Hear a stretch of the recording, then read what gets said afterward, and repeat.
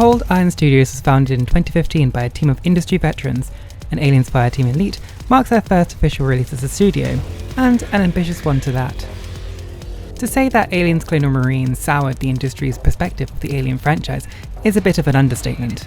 Alien Isolation helped redeem this to some degree, but when a co-op shooter based on the Alien franchise was announced, the general consensus online was that it could potentially be another disappointment. Fireteam is able to sit comfortably amidst its sibling titles by managing to still carve its own path in the story. It doesn't tell the tale of an all-out war with the Xenomorphs, nor does it tell a story of a single isolated incident against an indomitable foe.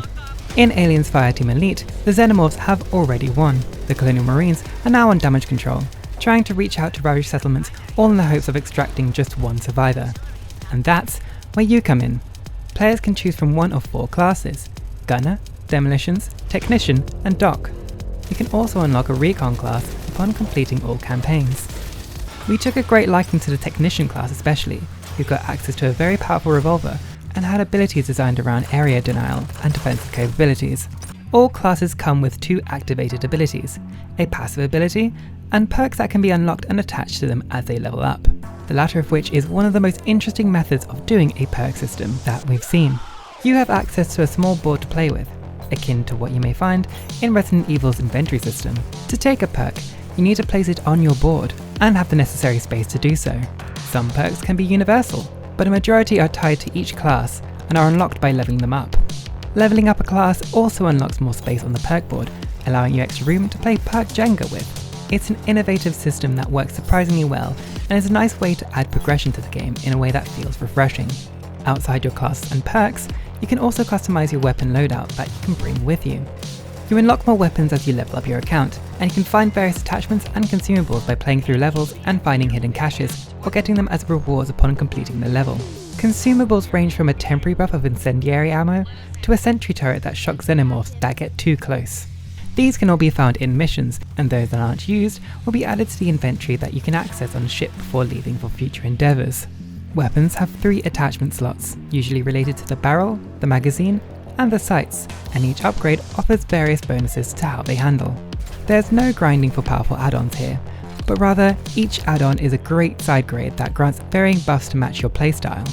It's a fun system to tinker with, and only after a few missions, you can use the store on your main ship to unlock any attachments you want to try out by spending requisition credits. If buying marine cosmetics or gun add-ons isn't your flavour, then maybe challenge cards will be.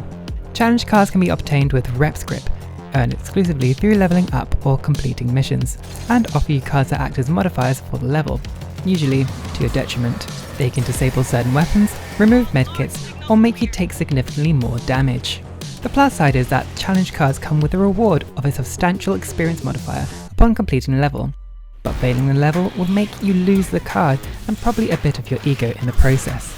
On launch, Fireteam gives you access to 4 campaigns, each spanning 3 levels with the promise of post-launch DLC, teasing out more campaigns coming in the future. Campaigns generally are search and rescue based missions, in which you must locate or otherwise guarantee the safety of survivors among a xenomorph infested locale. Such locations range from an overrun space station to an abandoned Weyland-Yutani research site, and there are minor procedural elements when you are playing the game that you may not have noticed until your 3rd or 4th run through a level. Exit doors may switch places, or room layouts may shift slightly between playthroughs, and it's subtle enough that you will not notice anything is different, but maybe not what, which overall lends itself to the atmosphere and replayability that Fireteam was aiming for. Even on lower difficulties and earlier levels, the Xenos came at you in the hundreds, bursting through doors, ambushing you at corners, and even busting out of vents in packs. Colonial Marines had a similar feature of vents, but such locations were very easy to spot and made the attacks lose their charm, whereas in Fireteam Elite, maps are littered with hundreds of vents, and it's totally random if and when a swarm of Xenomorphs will emerge from one. The first campaign will also make a habit of having some vents suddenly pop open, only for nothing to happen. Despite being a co-op third-person shooter, the game is still able to put up a good scare out of players, through not just jump scares, but simple paranoia. Attacking you from every angle isn't the only way that the Xenomorphs are a formidable foe. Aliens Fireteam Elite features a surprisingly intuitive AI for your opponents. Xenomorphs will scurry across walls and ceilings at random and attempt to dodge your shots, and cut you off by climbing up walls if you try to escape to higher elevations. Not only this, but Fireteam features several unique aliens in a mechanic akin to Left 4 Dead's Special Infected. Prowlers will hide and try to ambush you, sometimes even on the ceiling, before pinning you down. At higher difficulties, these can come in swarms of their own. They are usually supported by bursters, who will charge towards you and, when destroyed, explode for massive damage.